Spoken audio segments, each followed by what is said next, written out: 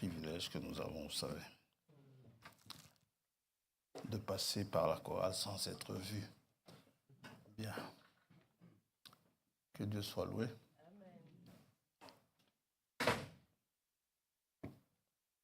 Fabrice, j'ai encore oublié de fixer les dates. Frère Nestor les donnera. Je le lui communiquerai.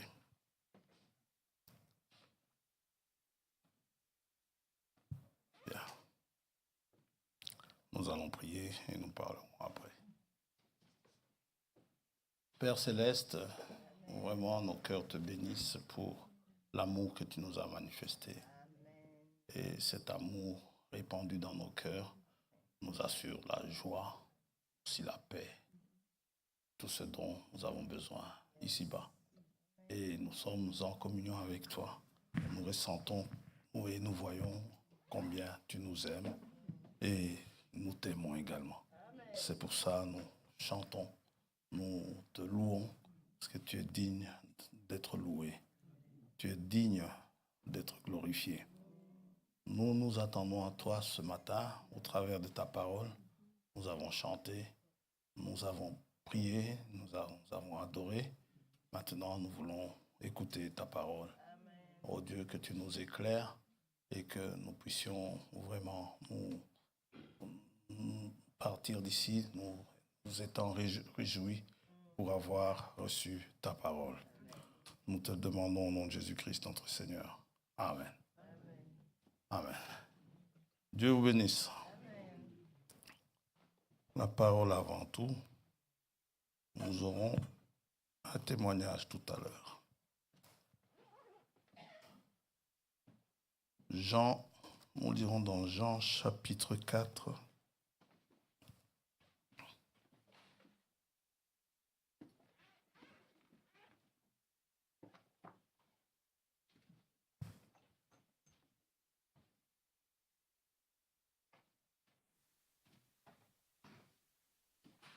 On commencera d'abord versets 28-29 et puis nous irons au 39.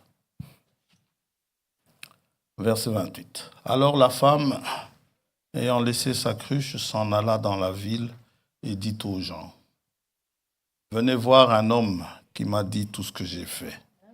Ne serait-ce point le Christ ?»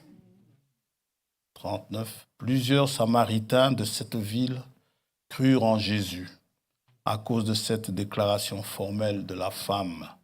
Il m'a dit tout ce que j'ai fait. Aussi, quand les Samaritains vinrent le trouver, ils le prièrent de rester auprès d'eux. Et il resta là 2 jours.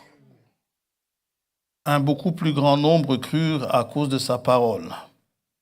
Et il disait à la femme, « Ce n'est plus à cause de ce que tu as dit que nous croyons, car nous l'avons entendu nous-mêmes et nous savons qu'il est vraiment le Sauveur du monde. » Après ces 2 jours, Jésus partit de là pour se rendre en Galilée, car il avait déclaré lui-même qu'un prophète n'est pas honoré dans sa propre patrie.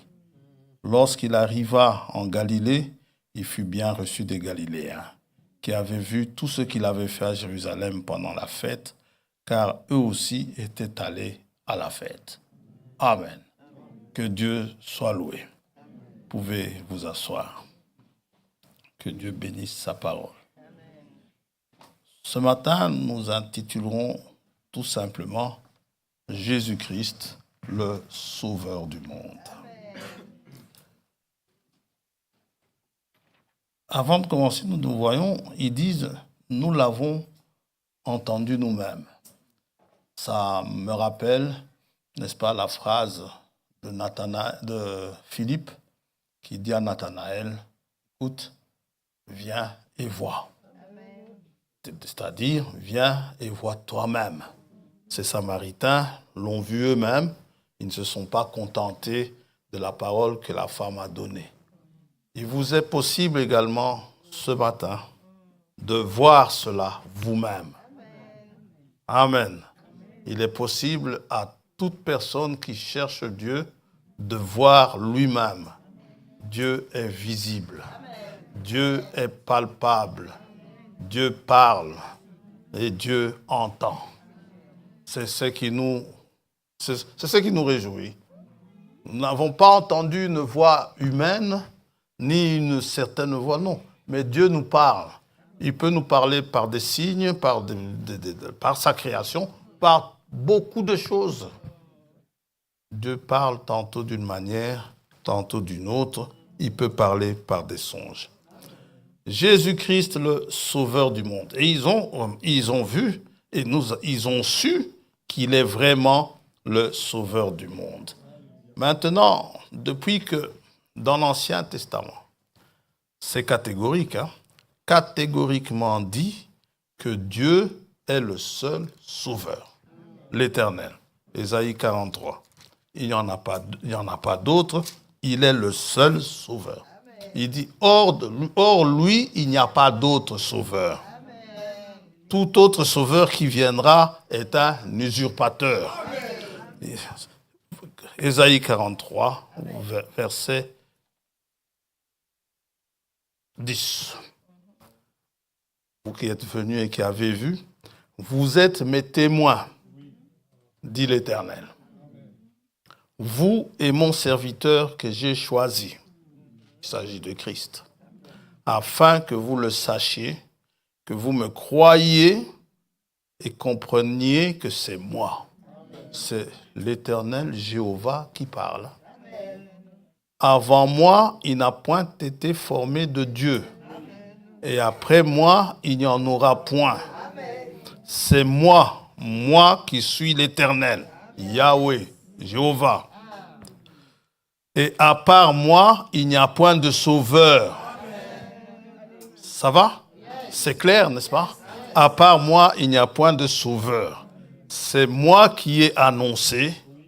Ce n'est pas Ésaïe. Ce n'est pas Jérémie. Ce n'est pas Élie, le prophète. Ce n'est pas Élisée, non. Ce n'est pas Moïse.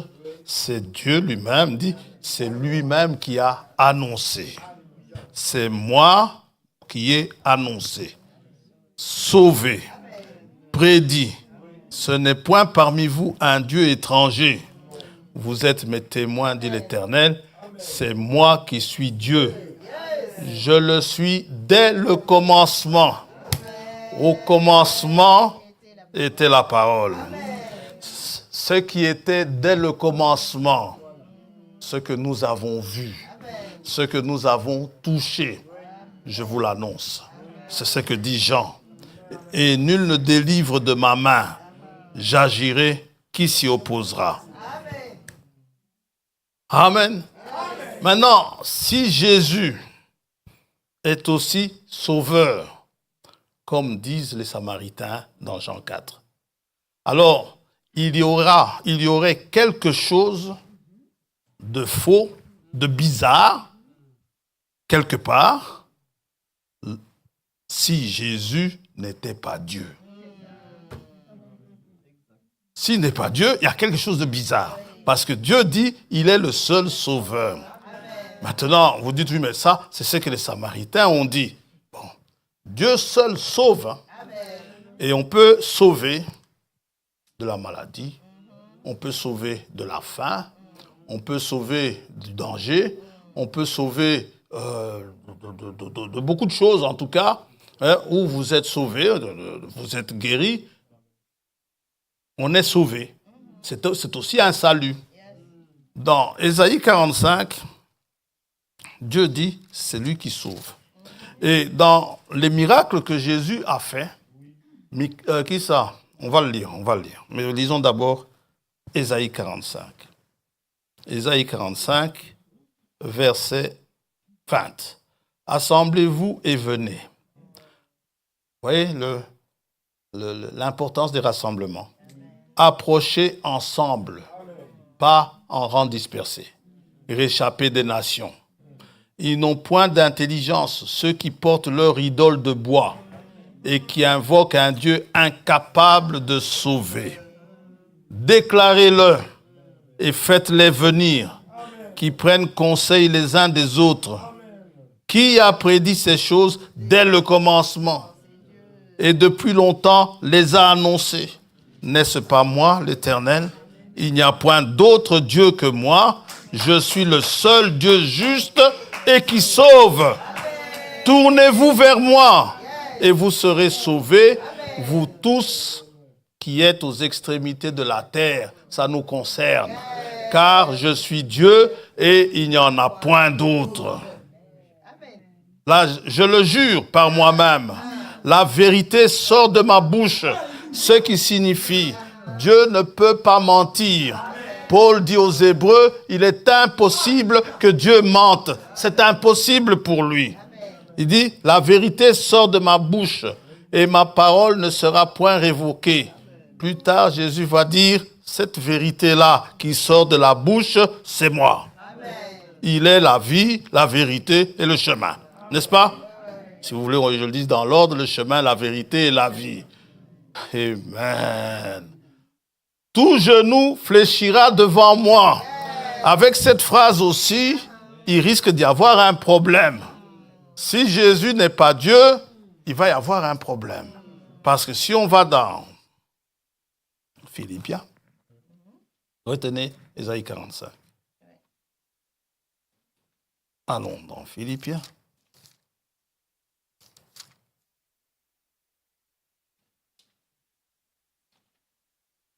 Verset 9.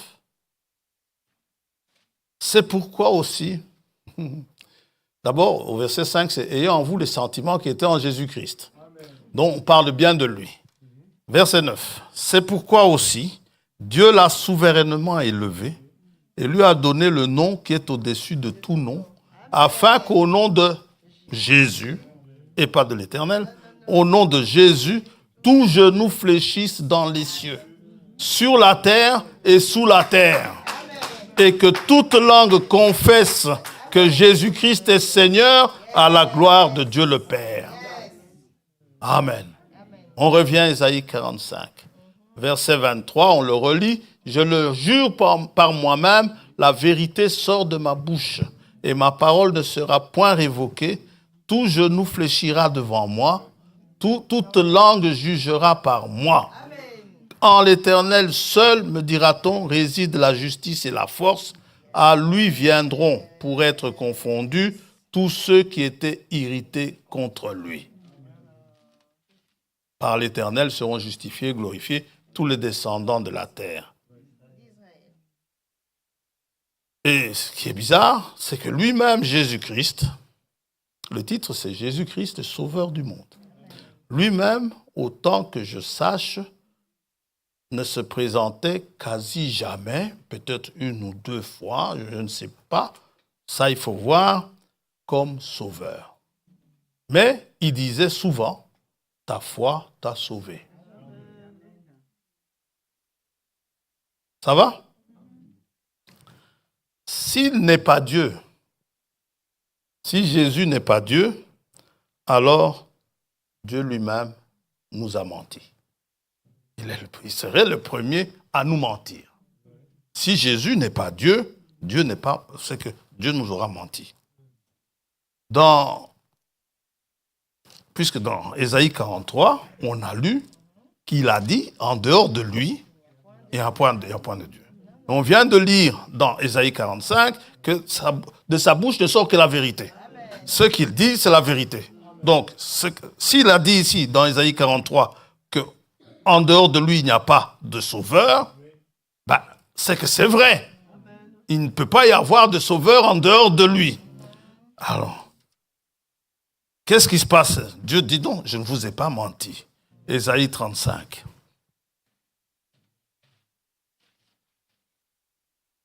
Si ça vous trouble,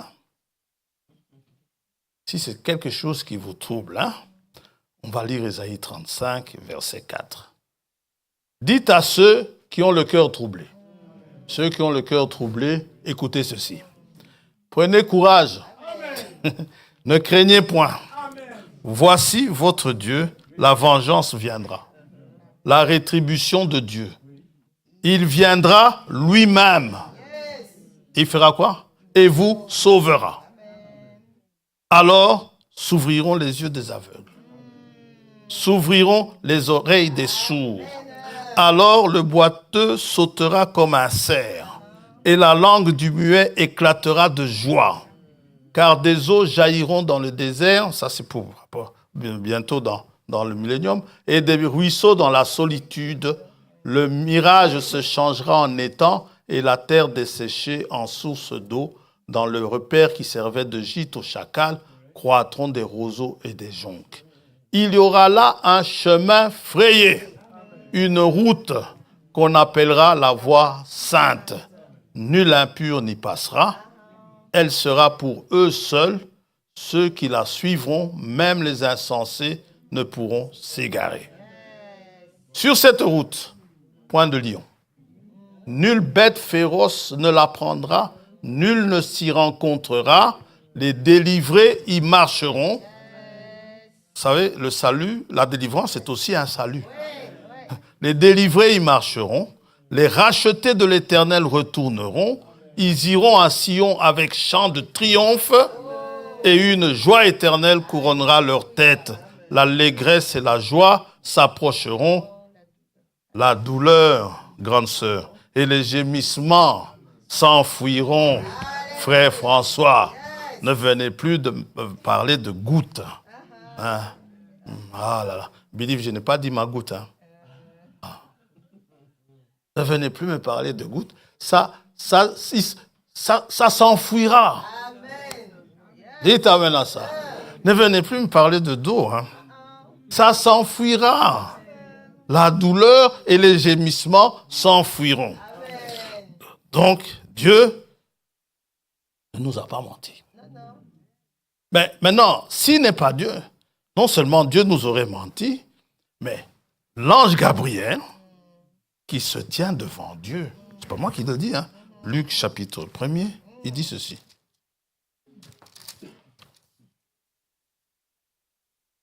Ange Gabriel nous aurait aussi menti.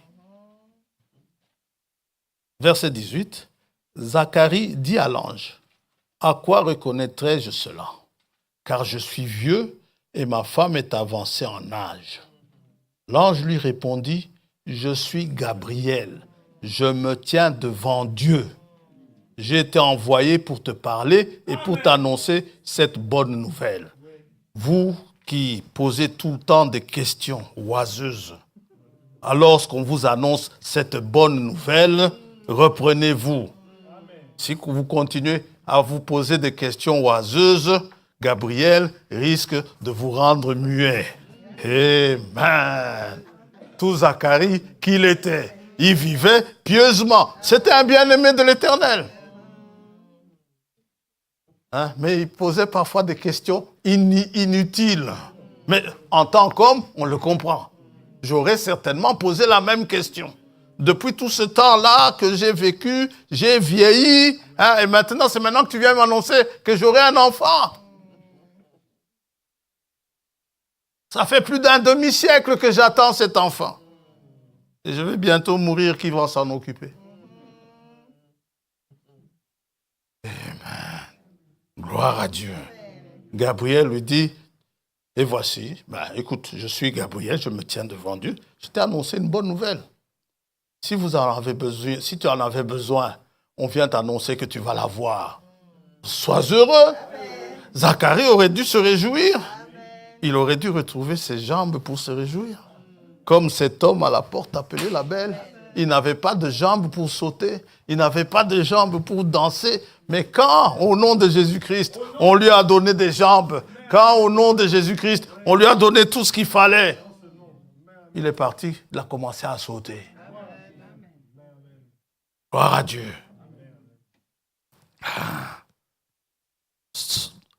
C'est que l'ange Gabriel, qui se tient devant Dieu, nous aurait menti aussi, car il a dit à Joseph, l'époux de Marie, Matthieu, chapitre 1er.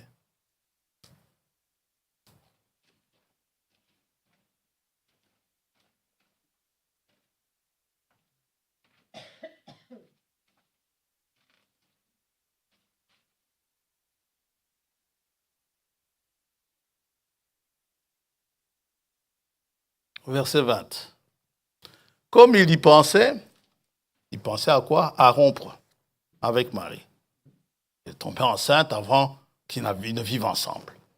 Comme il y pensait, voici, un ange du Seigneur lui apparut en songe et dit, Joseph, fils de David, ne crains pas de prendre avec toi Marie ta femme, car l'enfant qu'elle a conçu vient du Seigneur, du Saint-Esprit. Elle enfantera un fils et tu lui donneras le nom de Jésus. C'est lui qui sauvera son peuple de ses péchés.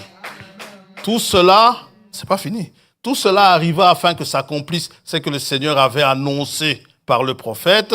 Voici la Vierge sera enceinte, elle enfantera un fils et on lui donnera le nom d'Emmanuel, ce qui signifie le Fils de Dieu avec nous.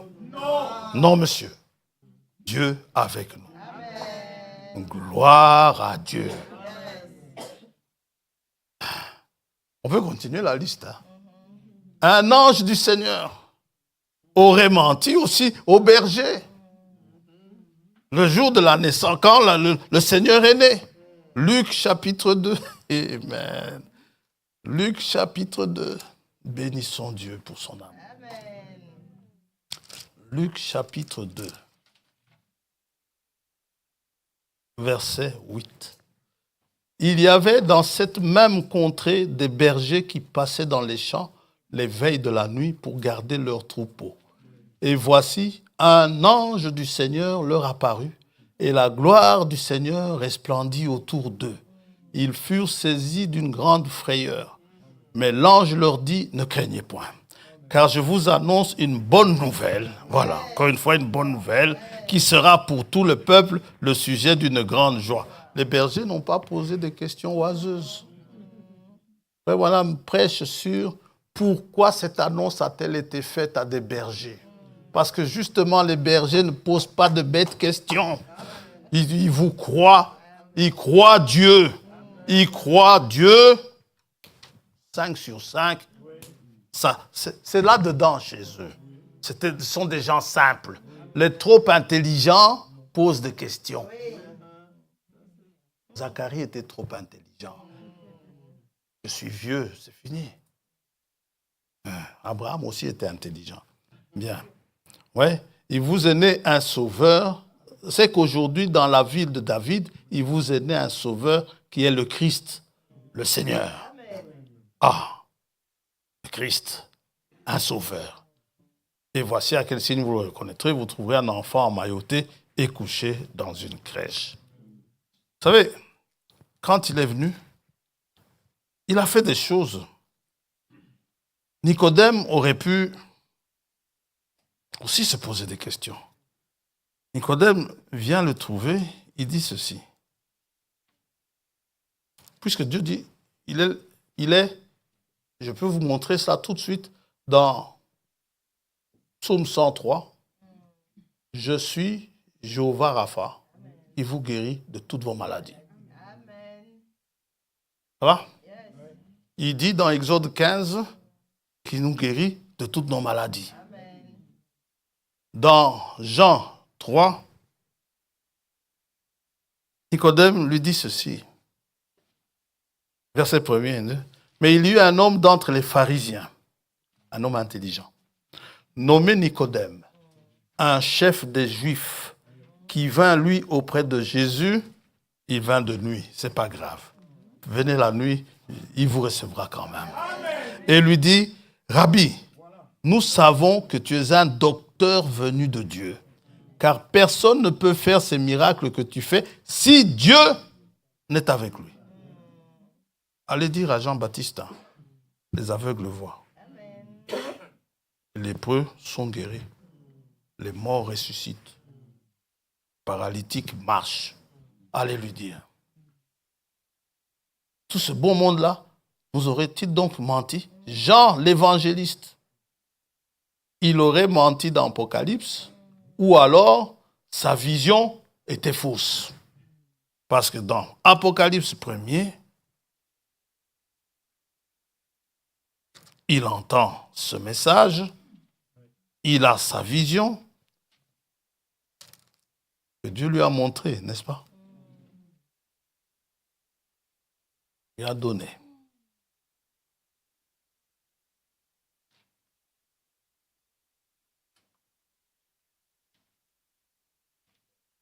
On peut commencer au verset 5 au milieu. Ce sera plus facile pour comprendre. À celui qui nous aime, qui nous a délivrés de nos péchés par son sang, et qui a fait de nous un royaume, des sacrificateurs pour Dieu son Père, à lui soit la gloire et la puissance au siècle des siècles. Amen. Voici, il vient avec les nuées, et tout œil le verra, même ceux qui l'ont percé. Et toutes les tribus de la terre se lamenteront à cause de lui. Oui, Amen. Il se présente, je suis l'alpha et l'oméga, dit le Seigneur Dieu. Celui qui est, je suis, qui était et qui vient. Il viendra lui-même, le Tout-Puissant. Et à la fin du livre de l'Apocalypse, Jean, celui qui vient, n'est-ce pas? Jean, qu'est-ce qu'il dit? Au verset 20, celui qui atteste ces choses, chapitre 22, verset 20, celui qui atteste ces choses dit, oui, je viens bientôt. Il dit, Amen, viens, Seigneur Jéhovah, Seigneur Jésus. Amen. Toute la Bible, depuis au commencement, Genèse 1er, jusqu'à Apocalypse, Amen, qu'on vient de lire là, Apocalypse 22 d'Apocalypse, donc, serait un mensonge si Jésus n'est pas Dieu.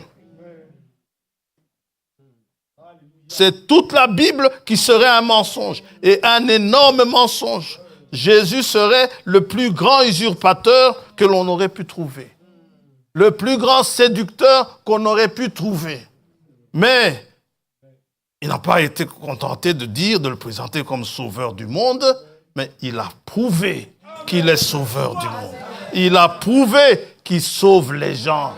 Il a prouvé en guérissant les malades. Allez dire à Jean. Jean dit, est-ce bien toi? Il dit, allez dire à Jean. Matthieu chapitre 11. Allez dire à Jean. Je ne vais pas commencer à discuter avec Jean. Je ne vais pas discuter avec lui parce qu'il croupit en prison. Parce que vous souffrez, alors vous dites Dieu n'existe pas. Dieu ne va pas contester avec vous. Vos souffrances n'enlèvent pas l'existence de Dieu. Dites Amen à ça. Au contraire, c'est Dieu qui enlève vos souffrances. Amen. Matthieu chapitre 11. Vos problèmes, vos échecs n'enlèvent pas l'existence de Dieu. Ah, mais j'ai prié et Dieu n'a pas répondu. Ce n'est pas ça qui enlève l'existence de Dieu. Le soleil est là pour vous prouver qu'il y a un Dieu. Amen. La terre même sur laquelle vous marchez peut vous prouver qu'il y a un Dieu. Gloire à Dieu. Gloire à Dieu. Matthieu chapitre 11, pauvre Jean. Il y en a beaucoup qui sont dans ces cas-là. Hein. Ils prient, Dieu, ils voient pas l'exaucement. Et puis après, ils renient Dieu. Jean, peut-être dans sa prison, a prié. Il viendra me délivrer, c'est certain. Lorsque Jésus a achevé de donner ses instructions à ses 12 disciples, il partit de là pour enseigner et prêcher dans les villes du pays. Oh Seigneur, tu ne vas pas libérer Jean. Non. Jean, ayant entendu parler dans sa prison des œuvres du Christ, lui fit dire par ses disciples, « Es-tu celui qui doit venir ou devons-nous en attendre un autre ?» Jésus leur répondit, « Allez rapporter à Jean ce que vous entendez et ce que vous voyez. » Les aveugles voient, les boiteux marchent, les lépreux sont purifiés, les sourds entendent, les morts ressuscitent et la bonne nouvelle est annoncée. Gloire aux pauvres, merci. Gloire à Dieu. Nous avons vu dimanche passé que sauver des gens,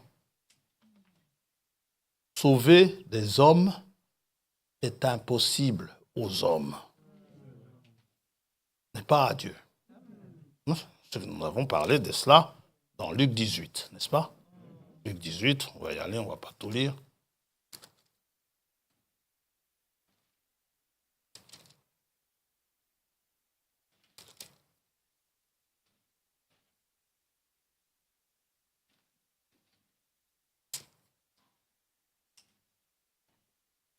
Luc 18, verset 24. Jésus, voyant qu'il était devenu tout triste, dit qu'il est difficile à ceux qui ont des richesses d'entrer dans le royaume de Dieu. Il n'a pas dit que c'est difficile à Dieu, il a dit que c'est difficile à ceux qui ont des richesses d'entrer dans le royaume de Dieu. Car il est plus facile à un chameau de passer par le trou d'une aiguille qu'à un riche d'entrer dans le royaume de Dieu. Ceux qui l'écoutaient dirent, et qui peut être sauvé?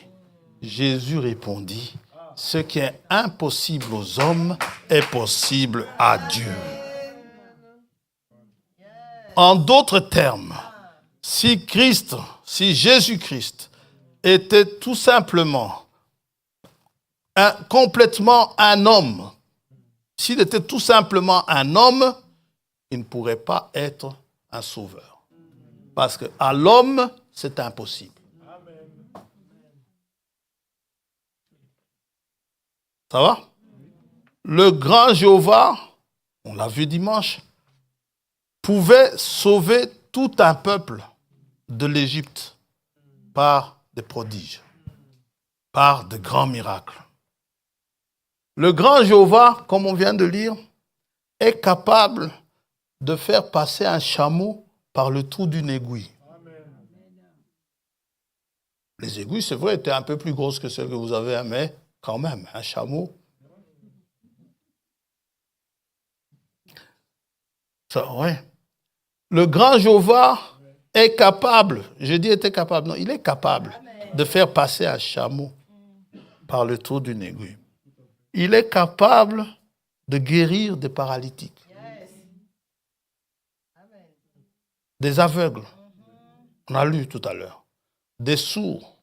Le grand Jéhovah est capable de faire sortir l'eau du rocher. Le grand Jéhovah est capable de créer. Mais vous savez quoi? Mais pour sauver du péché, le grand Jéhovah ne peut pas le faire. Oui? En tant que grand Jéhovah, il ne peut pas le faire. Quand Adam est tombé dans le jardin d'Éden, il n'a pas pu sauver Adam. Tout ce qu'il a fait, il a chassé. Adam a perdu sa vie éternelle. Genèse, chapitre 3.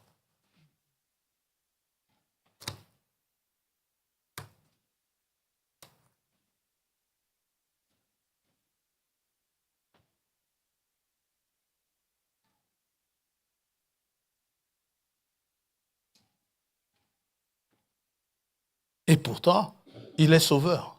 Il est sauveur dans beaucoup de domaines. Mais pour ce qui est du péché,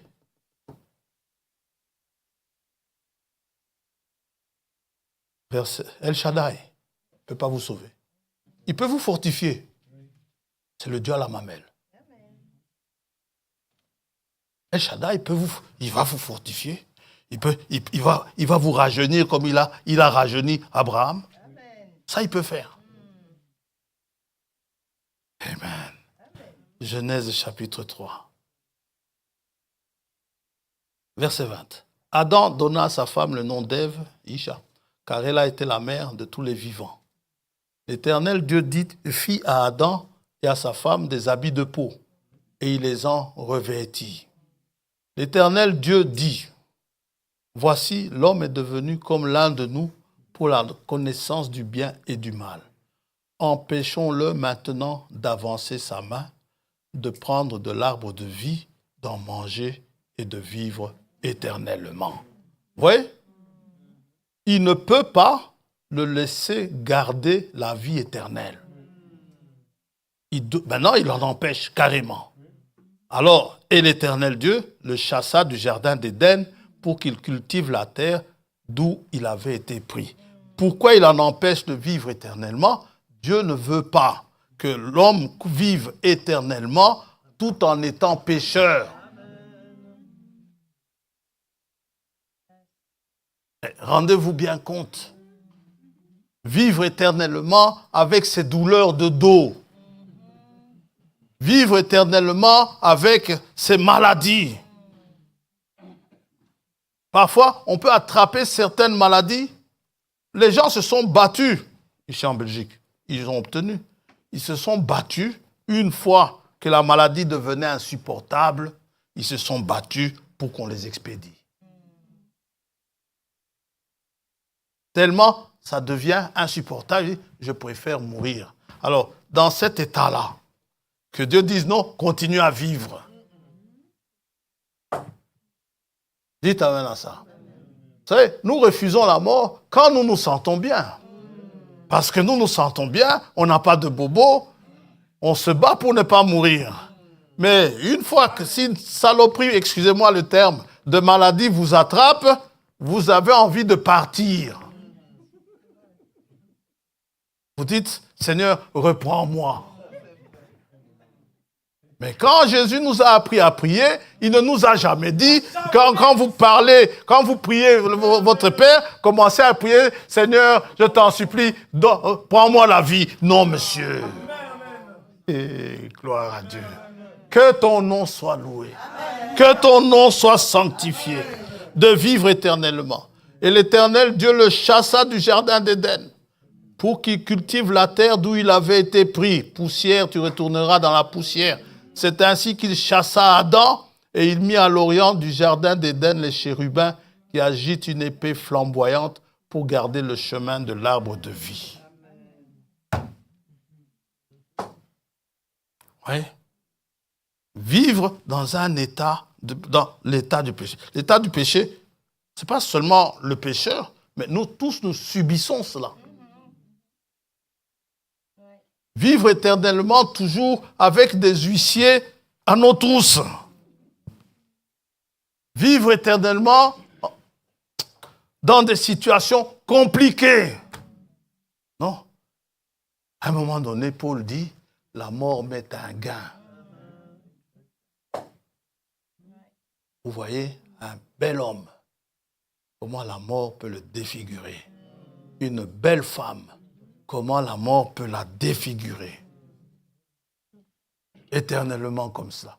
Dans la Bible, dans Apocalypse, je n'ai pas cherché le passage, mais il y est. Il y aura un moment où les gens diront à la mort, viens nous prendre, la mort va fuir. Il y a des moments terribles qui vont venir, où les gens vont perdre de la chair qui se décompose sous leurs yeux. Il y a une femme qui s'est battue, finalement elle est décédée, qui s'est battue pour qu'on l'expédie. Elle avait eu un cancer de l'œil et ça avait déformé tout son visage. L'orbite était devenue énorme, le cancer avait pris partout. Elle était devenue méconnaissable. Elle était comme un monstre. À ce moment-là, la loi ne permettait pas. Elle a pris des avocats. Elle a payé des avocats pour qu'on l'expédie. Finalement, elle a obtenu gain de cause.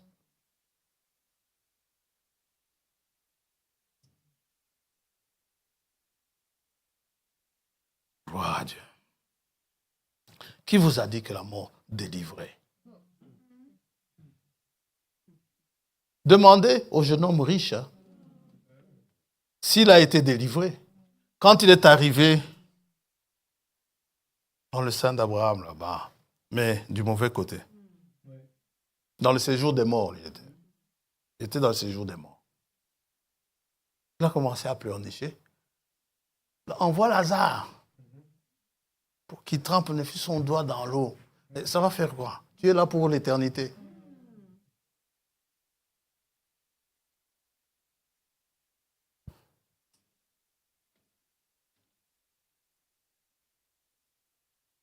Amen.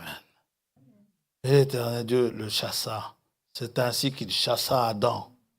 Et il mit à l'orient du jardin d'Éden les chérubins qui agitent une épée flamboyante pour garder le chemin de l'arbre de vie.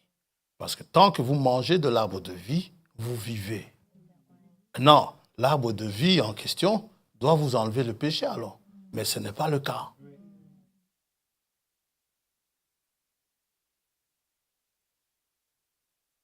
Continue. Mais c'est une préfiguration de Christ. Donc, le grand Jéhovah ne pouvait pas sauver. Cette vie éternelle qu'Adam a perdue, ne pouvait pas vivre éternellement. Cette vie éternelle qu'Adam a perdue, Dieu y pourvoit en donnant au monde Jésus-Christ. Jean chapitre 3.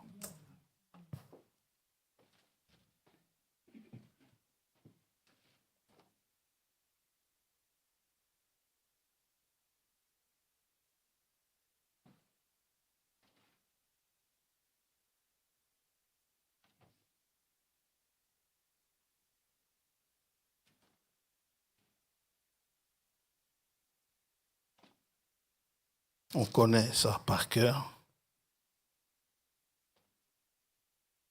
Verset 14. Et comme Moïse éleva le serpent dans le désert, il faut de même que le Fils de l'homme soit élevé, afin que quiconque croit en lui ait la vie éternelle. Car Dieu a tant aimé le monde qu'il a donné son Fils unique, afin que quiconque, Dieu a son Fils unique, afin que quiconque croit en lui ne périsse point, mais qu'il ait la vie éternelle. Car Dieu en effet n'a pas envoyé son Fils dans le monde pour qu'il juge le monde, mais pour que le monde soit sauvé par lui. Amen. Amen. Vous savez, c'est Ésaïe 63, nous y arrivons. Ce qui se passe ici, c'est que Dieu a voulu sauver. Bien sûr, nous connaissons la chose, puisque le prophète de l'âge nous l'a expliqué. Il nous dit ceci. Dieu, tout à fait avant le commencement, dans l'éternité, Dieu n'était pas Dieu. Parce que Dieu, ça veut dire sujet d'adoration. Et il n'y avait personne pour l'adorer. Alors, il a créé des anges. Et les anges ont commencé à l'adorer. Il y a plein d'attributs qui sont en lui. Parmi ces attributs, vous avez le fait qu'il guérit. Parmi ces attributs, vous avez un attribut de sauveur. Mais que peut-il sauver s'il n'y a rien à sauver? Que peut-il guérir s'il n'y a rien à guérir? C'est pourquoi il a créé l'homme. Parce que Dieu a voulu exprimer ces attributs-là. Tous les attributs qu'il avait, et il les a exprimés, n'est-ce pas, en Jésus-Christ. Il a commencé à exprimer depuis le départ, mais pour ce qui est du péché, Ésaïe nous dit ceci. Il a fallu qu'il soit aidé. Dieu. Frère François, Dieu aidé. Pas moi qui le dis, c'est la Bible. Ésaïe 63.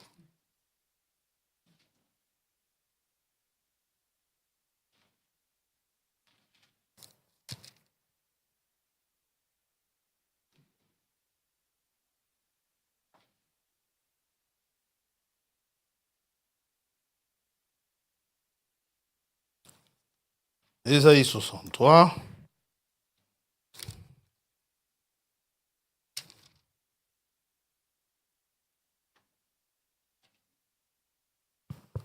Oh, on peut lire au verset 5. Je regardais, personne pour m'aider. C'est pas moi qui parle. J'étais étonné. Personne pour me soutenir.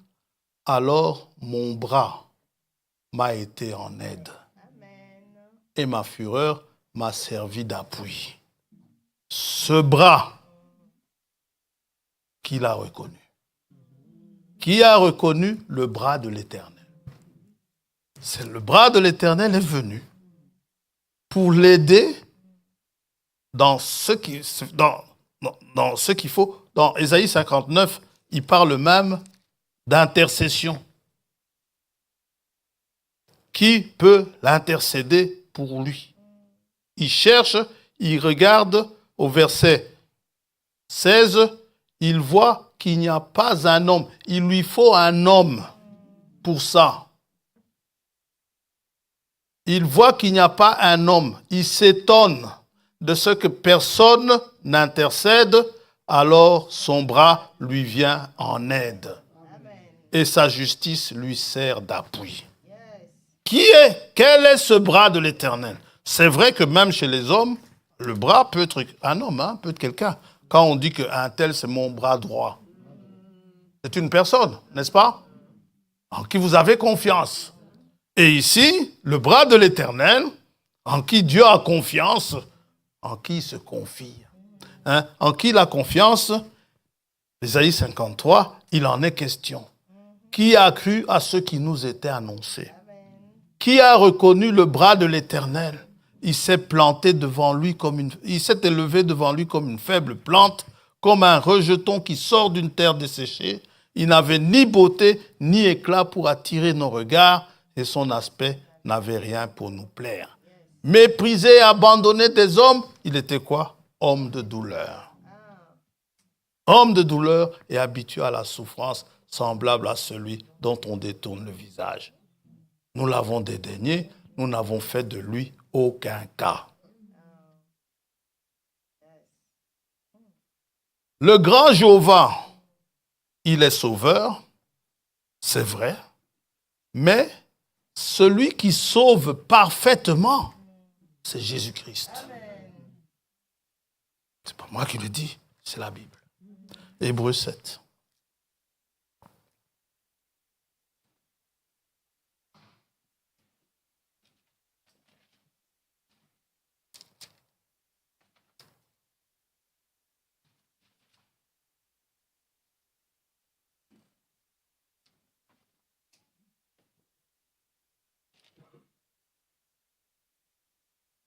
Verset 22. Jésus est par cela même le garant d'une alliance plus excellente. De plus, il y a des sacrificateurs en grand nombre parce que la mort les empêchait d'être permanents. Mais lui, parce qu'il demeure éternellement, possède un sacerdoce qui n'est pas transmissible. C'est aussi pour cela qu'il peut sauver parfaitement ceux qui s'approchent de Dieu par lui, étant toujours vivant pour intercéder en leur faveur.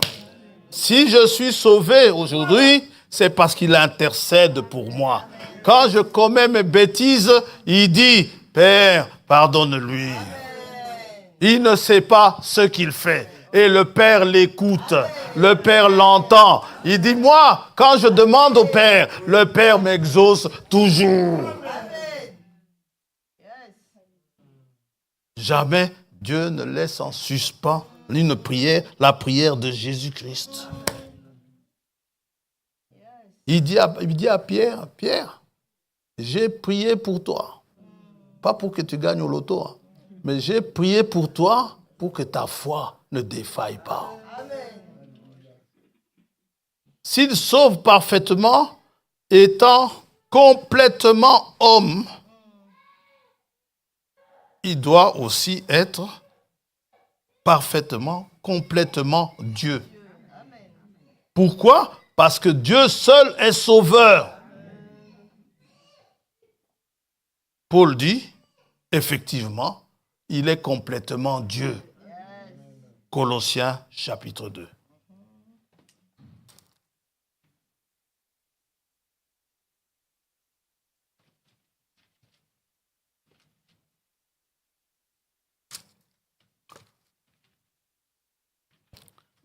Colossiens chapitre 2, verset 9. Car en lui. Commençons au verset 8 pour on voit bien de qui on parle. Hein?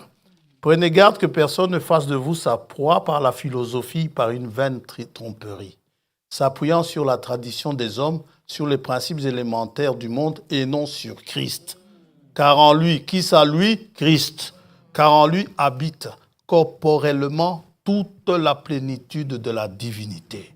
Vous avez tout pleinement en lui, qui est le chef de toute domination et de toute autorité. C'est lui le sauveur du monde, qui vous sauve de vos péchés. Il était Dieu. Dieu est notre sauveur. Le sang qu'il a versé, c'est vrai, c'est un sang humain, mais c'est le sang de Dieu. Ce n'est pas un sang juif. Si c'est un sang juif, seuls les juifs sont sauvés. Maintenant, la source de salut, bien sûr, toute source de salut, c'est la grâce qui nous vient de la part du Sauveur. Tite dit ceci, Tite chapitre 2.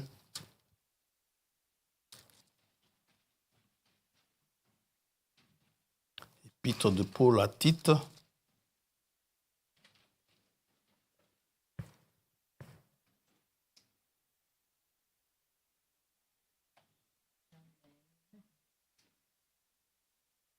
Verset 11.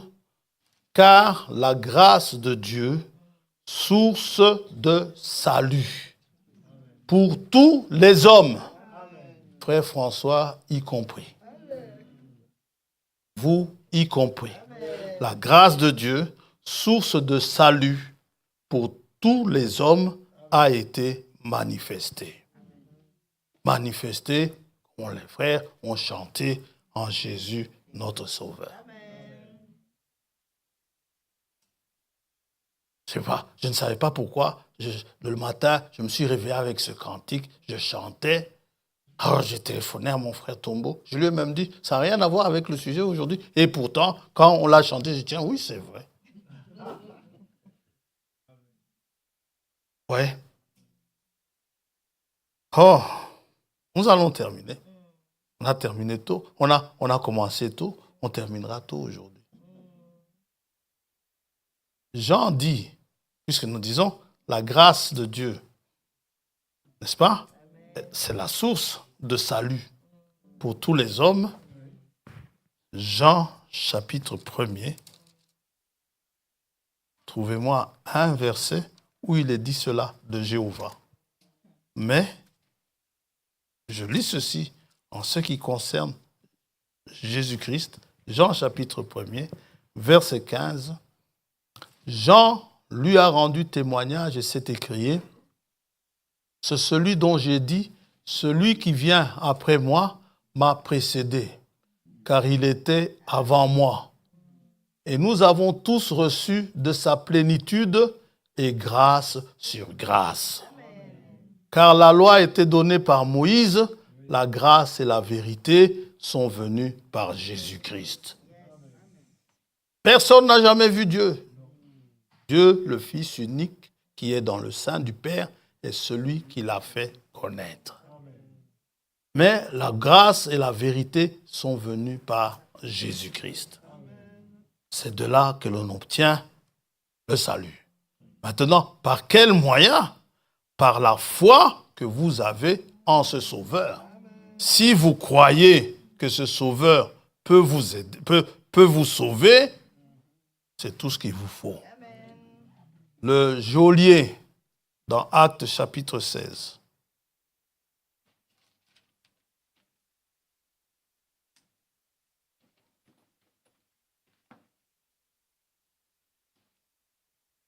Verset 30. Au verset 29. Alors le geôlier, ayant demandé de la lumière, entra précipitamment et se jeta tout tremblant aux pieds de Paul et de Silas.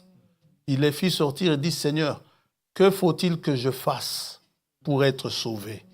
Paul et Silas répondirent, tout ce que tu as à faire. tout ce que vous avez à faire. Hein? Crois au Seigneur Jésus et tu seras sauvé. Toi et ta famille. C'est tout ce que vous avez à faire. Amen. Éphésiens chapitre 2. Éphésiens chapitre 2. Nous ne discutons pas. Nous ne changeons pas la parole de Dieu. Éphésiens chapitre 2. Vous étiez morts par vos offenses et par vos péchés, dans lesquels vous marchiez autrefois, selon le train de ce monde, selon le prince de la puissance de l'air, de l'esprit qui agit maintenant dans les fils de la rébellion. Nous tous aussi, nous étions de leur nombre, et nous vivions autrefois selon les convoitises de notre chair, accomplissant les volontés de la chair et de nos pensées, et nous étions par nature des enfants de colère comme les autres. Mais Dieu, qui est riche en miséricorde, c'est sa miséricorde. Hein? On ne parle pas de grâce là, ici, au verset 4. On a dit, il y a quelque temps, la miséricorde et la grâce sont sœurs.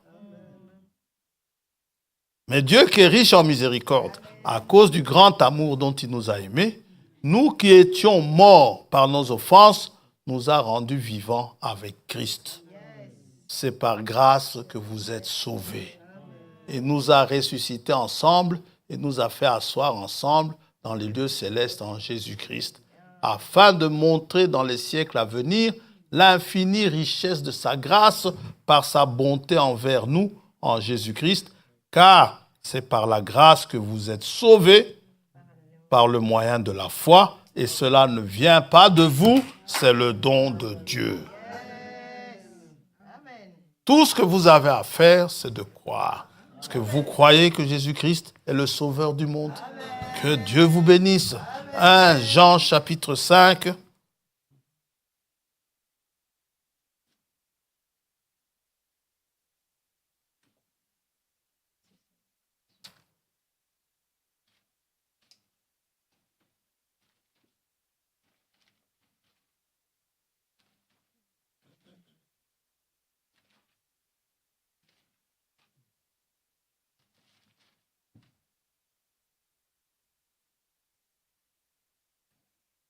Verset 11.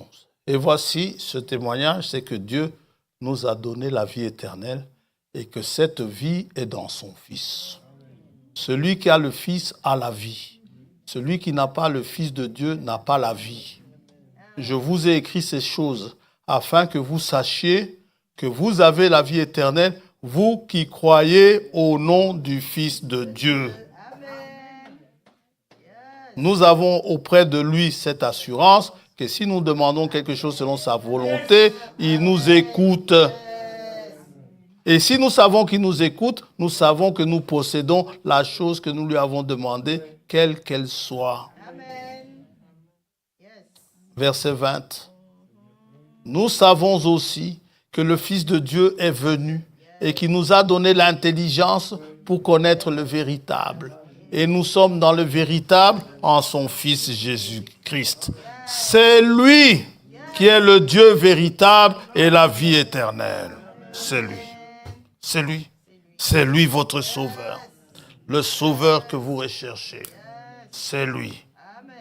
Frère Tombeau, viens, nous allons chanter le 102. Je l'ai vu juste à côté du 103 tout à l'heure. Eh bien, nous allons chanter le 102 et puis nous aurons un témoignage à écouter. Et moi, je vous dirai aussi 2 mots.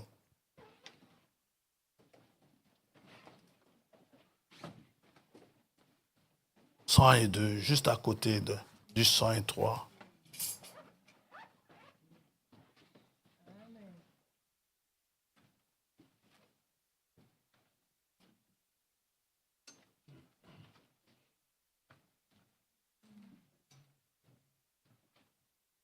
Puis après le témoignage, je laisserai Frère Tomo le soin de clôturer la réunion.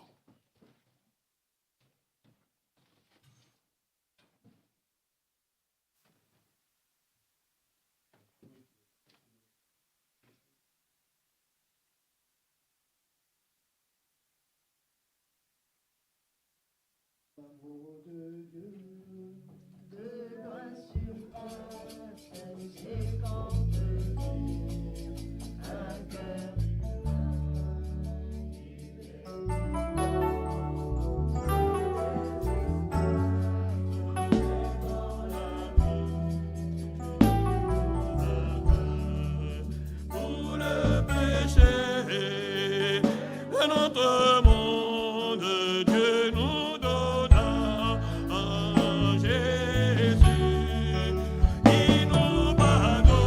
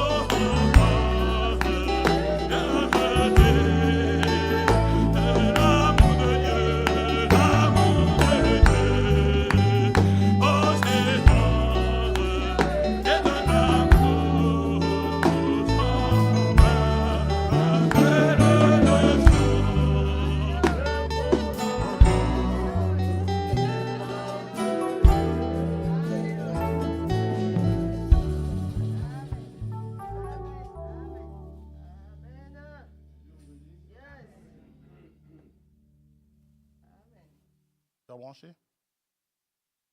Quelle heure? Je veux bien brancher le micro.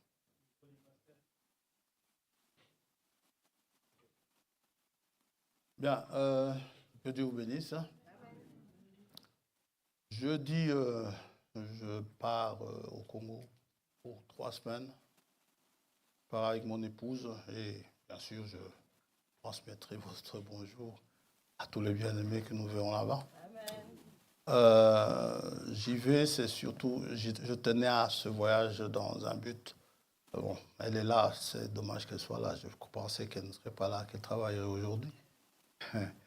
Je voudrais quand même qu'elle se repose parce qu'elle a une maladie, vous savez, une grande maladie, pas très grave, mais demandez à Anne-Marie, elle vous dira ce que ça veut dire. Elle a la carolinite.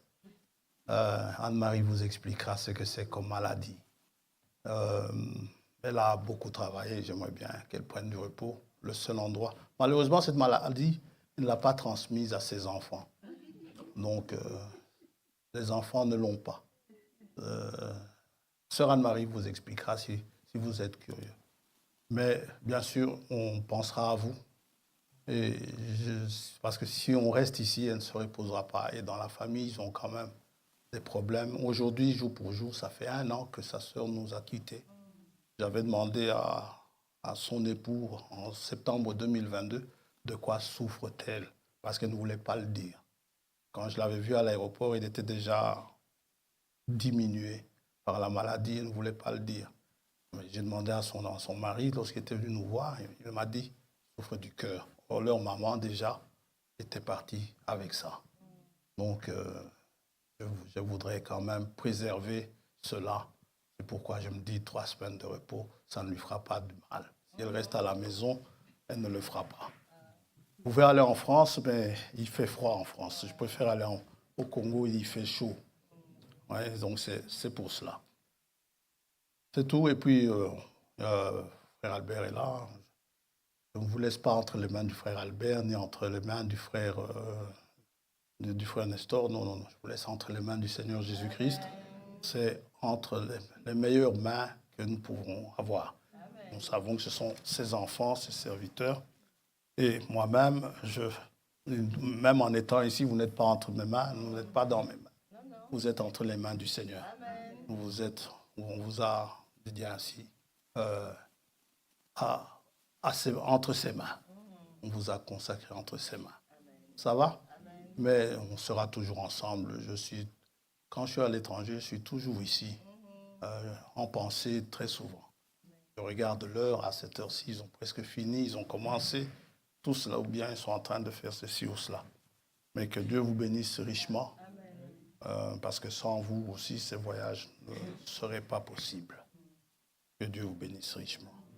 Prions pour les uns pour les autres. Moi, j'ai terminé. À Fabrice qui a un témoignage à donner. Ah oui, il y a une chose que je voulais quand même dire. Ça, c'est hier, j'étais à un enterrement. J'avais le cœur déchiré hier parce que quand j'ai vu, c'était un enfant de 8 ans. Quand j'ai vu ce corps, on dirait qu'il dormait. C'était très émouvant. Quand son père a donné témoignage, c'est un enfant qui était trisomique. Il a dit une chose à la fin. Jusque-là, on demandait tout le temps applaudissez, je n'applaudissais pas. Mais quand il a dit ça, j'ai applaudi de moi-même. Il a dit, s'il faut recommencer, puisqu'il a souffert avec cet enfant, il a amené 8 fois à l'hôpital, on l'a opéré 8 ou 6 fois, je ne sais plus, c'était combien? 6 fois. 6 fois à l'hôpital, dont on l'a opéré du cœur chaque fois. Et il a dit, s'il faut recommencer, je redemanderai mon fils. C'est fort, ça. Voilà. Nous sommes heureux de connaître le Dieu de la résurrection. Amen. Vous ne savez pas la richesse de sa grâce, vous ne la réalisez pas. Avoir le Dieu de résurrection. J'ai dit, je vais vous le dire, parce que c'était vraiment poignant. Rien que cette phrase-là, ça m'a touché. Que Dieu vous bénisse richement.